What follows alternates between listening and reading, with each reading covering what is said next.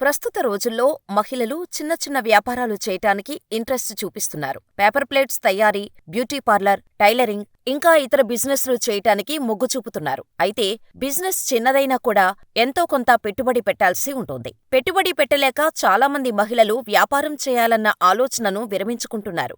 ఇలాంటి మహిళలకు అండగా నిలిచేందుకు కేంద్ర ప్రభుత్వం సూపర్ స్కీమ్ను తీసుకొచ్చింది.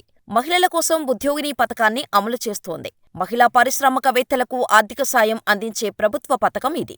ఈ పథకం ద్వారా మహిళలకు 3 లక్షల రూపాయల వడ్డీ లేని లోన్ను అందిస్తోంది. అంతేకాదు, వారికి 50% వరకు సబ్సిడీని కూడా అందిస్తోంది.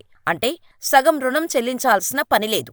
మహిళలు ఈ పథకం ద్వారా లబ్ధి పొంది వ్యాపారాలు ప్రారంభించి స్వయం ఉపాధి పొందేందుకు వీలుంటుంది. మరి ఈ పథకానికి అర్హులు ఎవరు, ఎలా అప్లై చేసుకోవాలి? ఆ వివరాలు ఇప్పుడు తెలుసుకుందాం.